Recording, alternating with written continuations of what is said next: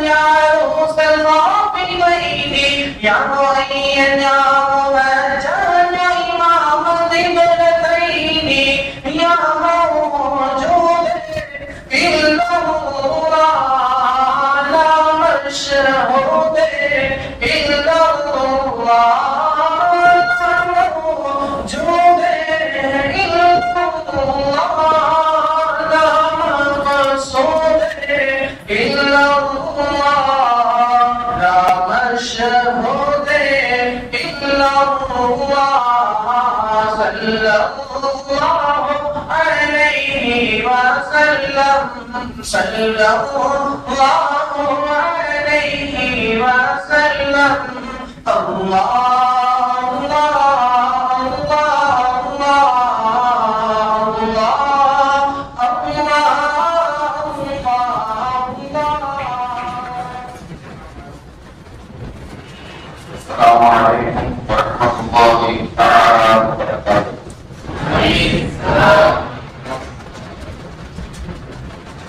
மரியாதைக்குரிய கவிஞர் மஸ்கட் பஷீர் அவர்கள் எழுதியிருக்கிற தென்னிந்தியாவில் இஸ்லாம் வரலாறு துணைவும் சேரன் பெருமாளை முன்வைத்து எழுதப்பட்டிருக்கிற இந்த நூல் வெளியீட்டு விழாவுக்கு தலைமை ஏற்றிருக்கிற மரியாதைக்குரிய என்னுடைய ஆசிரியர் பெருந்தகை என்னுடைய கல்லூரி முதல்வர் அவர்களே,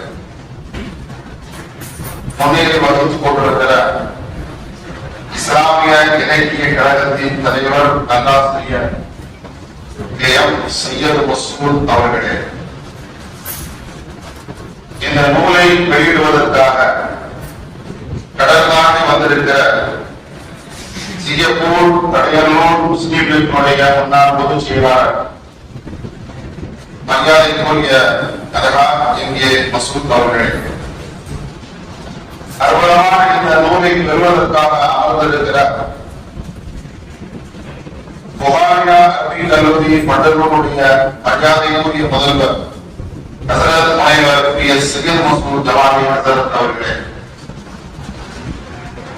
சுதரப்பா கல்லூரியினுடைய முன்னாள் பேராசிரியர் முகமது நாசர் அவர்களே,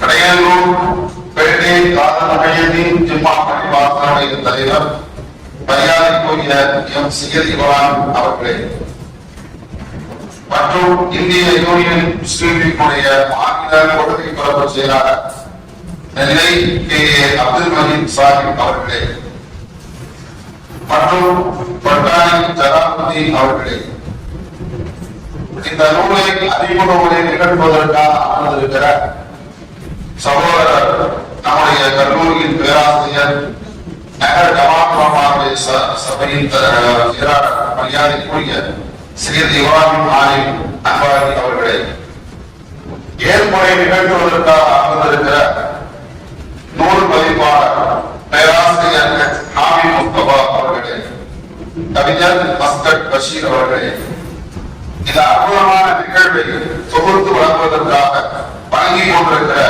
ஜனாப் சையத் இப்ராஹிம் செயலாளர் இஸ்லாமிய இலக்கிய கழகத்தின் மரியாதைக்குரிய அண்ணன் அவர்களே, மற்றும் மாணவர்களே, புறமா பெருமக்களே, வெளியூர் புறமவர்களே, உங்கள் அனைவரையும் இஸ்லாமிய இலக்கிய கழகத்தின் சார்பாகவும் எங்களுடைய பைத்துல் கல்லூரியின் சார்பாகவும் நாங்கள் வரவேற்பதில் பெரும் மகிழ்ச்சி அடைகிறோம். சேரன் பெருமாள் குறித்து நூல் வெளியிடுகிற அந்த நேரத்தில் ஏற்புரையை மற்றும் அது சம்பந்தமான அறிமுக உரையை நிகழ்த்துவதற்கு இருக்கிறார்கள். வரலாறு குறித்து ஒரு சின்ன செய்தியை சொல்லிவிட்டு என்று ஆசைப்படுகிறேன். இஸ்லாமிய மார்க்கத்திற்கு ஒரு நீண்ட நெடிய பாரம்பரியம் இருக்கிறது. இஸ்லாமிய மார்க்கத்திற்கு ஒரு நீண்ட நெடிய வரலாறு இருக்கிறது. அந்த வரலாறுகள் எப்போதுமே பாதுகாக்கப்பட வேண்டும். வரலாறுகளை மறந்து அதனை பாதுகாக்க தவறிய சமூகம் தாய் தந்தை இழந்த அனாதையை போல் என்கிறார்கள் வரலாற்று ஆசிரியர். வரலாறுகளை மறந்து அதனை பாதுகாக்க தவறிய சமூகம் தாய் தந்தை இழந்த அனாதையை போல் என்கிறார்கள் வரலாற்று ஆசிரியர்கள். உண்மையிலேயே உலகிலே மிக தொன்மையான பாரம்பரியம் ஒரு வரலாற்றை கொண்ட மார்க்கம் என்றால் நிச்சயமாக இஸ்லாம். அதனால் நான் இறைவன் நமக்கு அருள்மறை அருள்குர்ஆனை கூட 3 பகுதிகள் அருள்மொழிந்து தந்திருக்கிறார். அருள்மறை அருள்குர்ஆனை இறைவன் நமக்கு 3 பகுதியாக தந்திருக்கிறார். ஒன்று அகீதா என்று சொல்லப்படுகிற கொள்கை சார்ந்த விஷயங்கள். லா இலாஹ இல்லல்லாஹ், இறைவன் ஒருவன், அவன் யாரை பெறவும் இல்லை, பெற்றெடுக்கவும் இல்லை. புகாரிலே ஒரு செய்தி இருக்கிறது, இன்ன கலாத்த சூழல் இஸ்ரா தஅஜிலு ஒருவர் சூரத்தில் இஹ்லாஸை ஓதினார் குர்ஆனின் மூன்றில் ஒரு பகுதியை ஓதியதற்கு சமம் என்பார்கள். எனவே குர்ஆனின் 3 பாகங்களில் முதல் பாகம் என்பது அகீதா சம்பந்தப்பட்டது, கொள்கை சார்ந்த விஷயங்களை இதை வகுத்திருக்கிறார். இரண்டாவது விஷயம் அஹ்காம்கள், ஷரியத் சம்பந்தப்பட்ட விஷயங்கள் குர்ஆனிலே இருக்கிறது. மூன்றாவதாக தாரீக் என்கிற வரலாறு. திருமறையினுடைய விரிவுரையாளர்கள் ஒரு வார்த்தை எழுதுகிறார்கள், நான் இங்கிலும் தகதீது அதல் ஆயாத்தின் கிஸத்தி ஃபில் குர்ஆன் லிஅன்னல் கிஸத ததகல்லது சூர முஸ்தலிமா. குர்ஆனிலே வரலாறு புரிந்த ஆயத்துகளை இவ்வளவுதான் இன்று யாராலும் மக்களுக்கு விட முடியாது. எல்லா சூறாக்களையும் அது ஆக்கிரமித்திருக்கிறது. நிறைய வரலாறுகள் திருமலை, நிறைய நபிமார்களுடைய வரலாறுகள், அத்தனையும் நம்மால் பின்பற்ற இயலாது. ஒரே ஒரு வார்த்தையை இதை வந்து பெருமானார் ஸல்லல்லாஹு அலைஹி வஸல்லம் சொல்கிறார், ஃபக்ஸுல் கஸஸ லஅல்லஹும் யதஃபக்கரூன். சூரத் அஹ்காமில் இடம்பெற்றிருக்கிற வசனம், ஃபக்ஸுல் கஸஸ லஅல்லஹும் யதஃபக்கரூன். உذكر لهم يا محمد قصص الأمم السابقة وحوادث التاريخ. முன்னுள்ள சமுதாயத்தின் வரலாறுகளை நீங்கள் மக்களுக்கு சொல்லுங்கள். அதை அவர்கள் நம்ப வேண்டும், அதன் மூலம் சீர்திருத்த வேண்டும். அன்னை நாயகம் ஸல்லல்லாஹு அலைஹி வஸல்லம் உள்ளத்திற்கு ஒளிவூட்டும் விதமாக, உள்ளத்திற்கு வழிகாட்டும் விதமாக ஏராளமான வரலாறுகளை ஸல்லல்லாஹு அலைஹி வஸல்லம் பேசியிருக்கிறார். கொலையை செய்த ஒருவருக்கு எப்படி தௌபா கிடைத்தது என்று பேசினார். 91 கொலையை செய்த ஒருவருக்கு எப்படி தௌபா கிடைத்தது? புகைக்குள் மாட்டிக்கொண்ட நபர்கள் ஒவ்வொருவரும் தன்னுடைய நல்ல செயல்களை குறித்து துஆ செய்கிறார்கள். துஆ செய்ய செய்ய அந்த பாறைகள் விலகி கொண்டிருப்பதாக வரலாறு பெருமானார் ஸல்லல்லாஹு அலைஹி வஸல்லம் பேசுகிறார். ஒரே ஒரு செய்தியோடு முடிக்கிறேன். ஒரு மனிதனுடைய ஈமானுடைய உறுதி எப்படி இருக்க வேண்டும் என்பது குறித்து பேசினார்கள். ஸல்லல்லாஹு அலைஹி வஸல்லம் அவர்கள் சொன்னாங்க, தஹலல் ஜன்னத்து ரஜுலுன் ஃபீ துபாபின் வ தஹலல் நார் ரஜுலுன் ஃபீ துபாப். ஒரு ஈயான ஒரு மனிதன் சொர்க்கத்திற்கு போனான், ஒரு ஈயான ஒரு மனிதன் நரகத்திற்கு போனான். உண்மையை பேசினார்கள் ஸல்லல்லாஹு அலைஹி வஸல்லம். தோழர்கள் கேட்டாங்க, யார் சொல்றா? ஒரு ஈயான் எப்படி ஒரு மனிதன் சொர்க்கத்தின் போய் போக முடியும்? ஒரு ஈயான் ஒரு மனிதன் எப்படி நரகத்தின் போய் போக முடியும்? ஸல்லல்லாஹு அலைஹி வஸல்லம் சொன்னாங்க, சிலைகளை வணங்கிக் கொண்டிருந்த ஒரு கூட்டத்தாருக்குள் 2 மனிதர்கள் வருகிறார்கள். அந்த பழக்கை என்னன்னா, இந்த சிலைக்கு ஏதாவது கொடுக்காம இந்த 2 ஈமான்தாரிகள் மாட்டிக்கொண்டார்கள். மக்கள் தான் சொன்னாங்க, ஒருவரை பார்த்து, ஏதாவது நீ இந்த சிலைக்கு கொடுத்து விட்டுதான் போக வேண்டும். எனக்கு கொடுக்கிறது சின்ன பொருள் கூட இல்லை. இந்த சிலைக்கு கொடுப்பதற்கு என்ன சின்ன பொருள் கூட என்ன இல்லை. மக்கள் தான் சொன்னாங்க, ஒரு ஈ இருந்தால் கூட பேருந்தான், ஒரு ஈ இருந்தால் கூட அதை கொடுத்து விட்டு செல்கிறார்கள். ஒரு ஈயை அடித்து அந்த சிலைக்கு அவர் கொடுத்து விட்டு போயிருக்கிறார். அவரை அப்படியே விட்டு விட்டார்கள். நரகத்துக்குள் போய்விட்டார். இன்னொரு சொன்னார்கள், இதை போட்டு இந்த சிலைக்கு ஏதாவது கொடுத்து விட்டு செல் என்று சொன்ன பொழுது அந்த மனிதன் சொன்னார், அகதிக்கு செய்யும் தூரமாக அசவதில்லை, அல்லாவை தவிர யாருக்கும் கொஞ்சம் கூட நான் தரமாட்டேன் என்று சொன்னது கடுத்தை வெட்டினார்கள். சொர்க்கத்திற்குள் போனார் என்ன வரலாறு பதிவு செய்கிறது. எனவே ஸல்லல்லாஹு அலைஹி வஸல்லம் வரலாறுகளை உண்மையை பேசினார்கள். அந்த வரலாறு இன்னைக்கு நமக்கு தெரியாமல் இருந்து கொண்டிருக்கிறது. இதோடு உள்ள கவிஞர் பெருமக்கள் நமக்கு அந்த வரலாறுகளை கற்றுத் தருகிறார்கள்.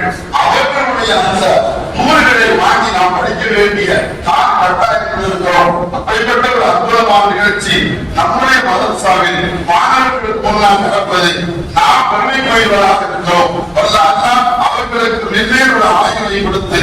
இன்னும் பல நூல்கள் வெளியிடுவதற்கான தௌஃபீகை அல்லாஹ் தர வேண்டும் என்று ரயில்வே சார்பாக வேண்டி விளைவித்துக் கொள்வதை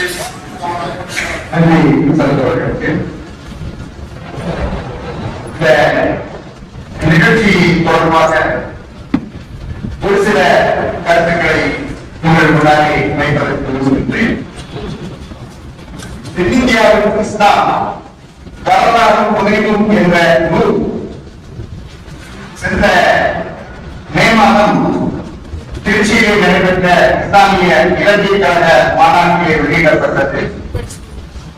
அதைத் தொடர்ந்து ஜூன் மாதம் 11ஆம் தேதி நாகர்கோவிலிலே ஒரு அறிமுக விழா நடத்தப்பட்டது.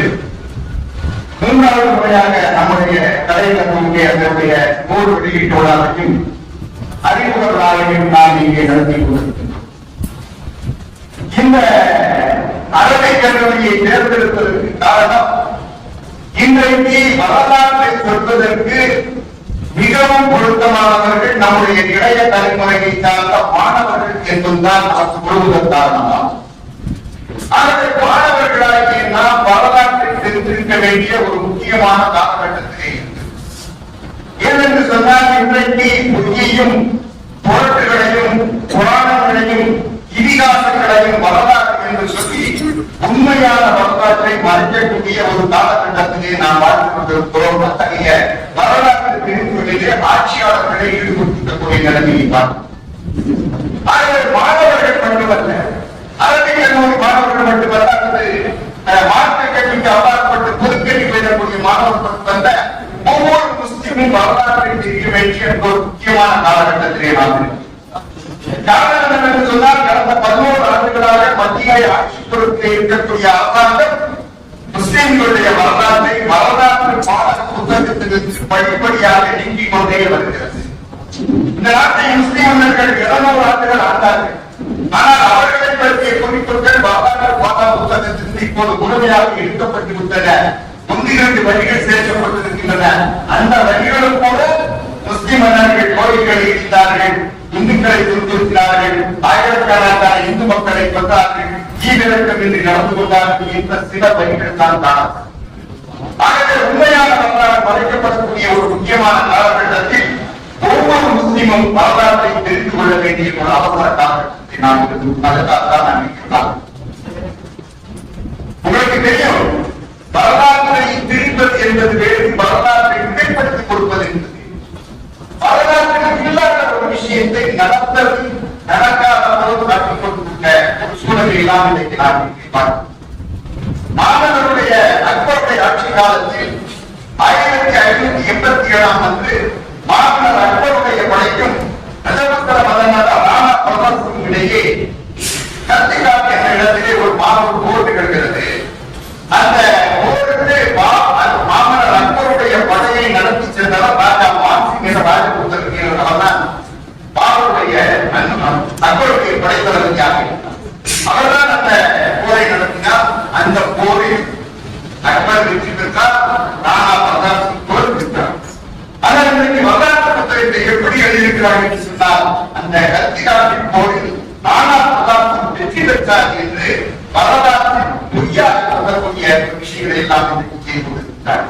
அண்மையிலே சில நாட்களுக்கு முன் நம்முடைய பாரத பிரதமர் அவர்கள் ராஜேந்திர சோழன் என்று சொல்லக்கூடிய ராஜராஜனுடைய மகன் 250 ஆண்டுகள் ஆண்ட கல்லை கொண்ட சோழபுரத்துக்கு வந்து அங்கு அவருடைய நினைவை போட்டு வகையிலே ஒரு நாணயம் செய்திருக்கிறார். அங்கே ஒரு மிகப்பெரிய போட்டி இருக்கிறது, அவர்களுக்கு போட்டி. ஆனால் அந்த மன்னர்கள் வாழ்ந்த அரண்மனைகள், கோட்டை புத்தகங்கள் எங்கும் அங்கே அதற்கான எச்சங்கள் கூட இல்லை. போது அவர் கட்டிய அரண்மனைகள் ஏன் இல்லை என்று கேள்வி எழுப்புகின்ற போதுதான் வரலாற்றை படிக்கின்ற போது அவருக்கு தெரிகிறது. ராஜேந்திரனுடைய காலத்துக்கு பிறகு சோழ சாம்ராஜ்யம் படிப்படியாக சீர்திருத்த ஆரம்பிக்கிறது. பாண்டியர்கள் முன்னிலைக்கு வருகிறார்கள். அந்த பாண்டியர்கள் சோழர்களை தோற்கடித்து தங்கை கொண்ட சோழபுரத்தை முற்றாக கூட காணப்படுகிறார். ஆகவே மன்னர்களுடைய பழக்கம் போரில் வெற்றி பெறுவது. அதற்காக என்ன வேண்டுமானால் செய்வார்கள். எல்லா போர்களிலும் மக்கள் இறப்பது வழக்கம் தான். மக்கள் இறந்தாத, மக்கள் மடியாத எந்த போரும் வரலாற்று போட்டால் வீசிக் கொண்டிருப்பார்கள், வாழை கொடுத்தால் சட்டை கொடுப்பார்கள், அனைத்து விதமான ஆயுதங்களையும் வைத்திருந்தால் சட்டை கொடுப்பார்கள். அப்படித்தான் இந்த நாட்டிலே இருக்கக்கூடிய முஸ்லிம் மன்னர்களும் சட்டை போட்டார்களே தவிர அந்த சட்டையில் உயிர்ச்சேதம் ஏற்பட்டிருக்கும். இன்றைக்கு கூட உயிர்ச்சேதம் ஏற்படும். காசாவிலே கடந்த 2 ஆண்டுகளாக பல்லாயிரக்கணக்கான பாலஸ்தீன மக்கள் கொல்லப்பட்டிருக்கின்றார்கள், பச்சிள குழந்தைகள் கொல்லப்பட்டிருக்கிறார்கள், பெண்கள் கொல்லப்பட்டிருக்கிறார்கள். காசாவுக்கு வரக்கூடிய நிவாரணப் பொருட்களை இஸ்ரேல் அரசாங்கம் தடுத்து அதன் காரணமாக காசாவில் இருக்கக்கூடிய மக்கள் பட்டினியால் சாதகத்தில் ஒரு இடத்தில் இருக்கின்றார்கள். அப்படி இருந்தும் கூட உலகத்தின் மனச்சாட்சி இன்றைக்கு கட்டி எழுப்பப்படவில்லை. இன்றைக்கு தான் சில நாடுகள் பேச ஆரம்பித்திருக்கின்றன. ஆகவே எத்தனை போல பத்திரிகைகள் வருத்தங்கள் சர்வதா. எனவே முஸ்லிமானர்கள் தான் அற்புதத்தில் ஈடுபட்டார்கள், அவர்கள் தான் கொண்டார்கள், அவர்கள் தான் அப்படி செய்தார்கள், இவர்கள் தான் அப்படி செய்தார்கள் என்று சொல்வது இந்த விதமான உதாரணத்திலே எல்லா மன்னர்களும் நாங்கள் வெற்றி பெறுவதற்கு அதுபோன்ற உபாயங்களை தான் கையாண்டிருக்கிறார்கள். எனவே அதுபோன்ற ஒரு முக்கியமான காலகட்டத்திலே இந்த தென்னிந்தியாவில் இஸ்லாம் எப்படி பரவியது என்பதை பற்றி நம்முடைய அருமைக்குரிய கவிஞர் மக்கள் பஷீர் அவர்கள் ஒரு வரலாற்று நூல் எழுதியிருக்கிறார்கள். அவர்கள் தொடக்கத்தில் கவிதைகளை எழுதியவர், கவிதை நூல்களை எழுதித்தார் அவர் பௌரியமானவர். தற்போது அவர் வரலாற்று பக்கத்துக்கு திரும்பி இருக்கிறார். ஆகவே நாம் அனைவரும் வரலாற்று பக்கம் திரும்ப வேண்டிய ஒரு முக்கியமான காலகட்டத்தில் இருக்கிறோம் என்பதை மட்டும் என்னுடைய அறிமுகமுறையாக கூறி, இப்போது இந்த நூலினுடைய அறிமுகம் நிகழ்த்துமாறு திருமணத்துக்குரிய மௌலானா மோகனியம் செய்திருக்கிறார். நன்றாக அன்புடன்